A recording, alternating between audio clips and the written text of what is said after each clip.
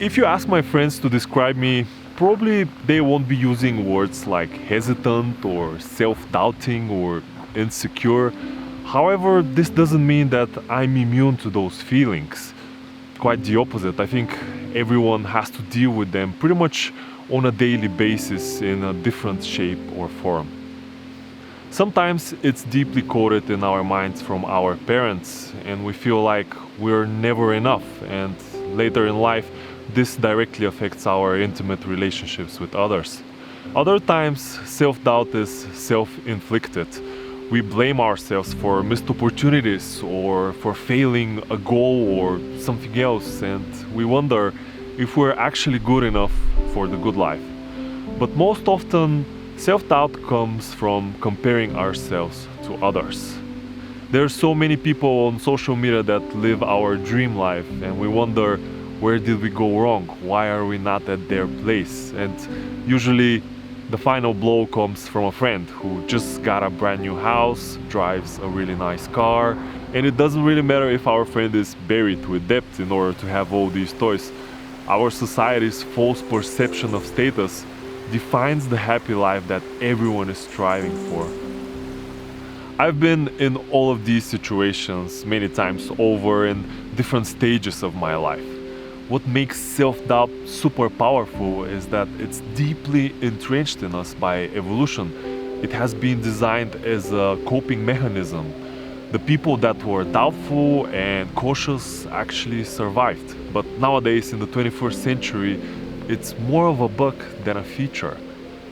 Most of us don't live in immediate danger in our everyday life, but we still need to find stuff to worry about. That's how we are designed. And the worst thing is that our brain is like the best storyteller ever created. So whatever happens to you, whatever situation you have in front of you, your mind will find a way to link it to the one thing that it's trying to prove to you, that you actually suck. I have no idea how to deal with this. No matter how self-aware I am and I realize what's happening to me, these waves of self-doubt just come over me, and usually they kick me when I'm already down, when I'm super tired or I didn't have a good sleep or I had an argument or just a bad day at work.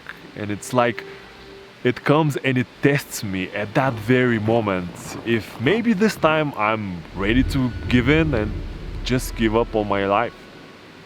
There is one thing that sometimes helps me when I'm in a situation like this concept from mindfulness, that every thought, no matter if it's a good or a bad one, it's a cloud. So sometimes you're going to have just a few clouds in the sky. Sometimes it's going to be extremely cloudy and maybe it's even going to rain for a few days.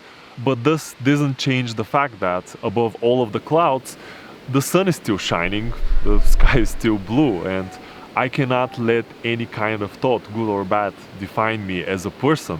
And self-doubt is just a thought. Sometimes there will be days or maybe even weeks when I'm doubtful, but I shouldn't let this define me as a human being. And actually, for all the people out there that are trying to push the envelope, doubt is a good measuring system because it means that you're at your border of your comfort zone and you're trying to push the boundaries and you're trying to expand it. And that's when the doubt kicks in really, really hard, but it's also the greatest measure of achievement and of a person that is trying to become something more. That's pretty much everything for this video, guys. Thank you for watching, and I'll see you in the next one.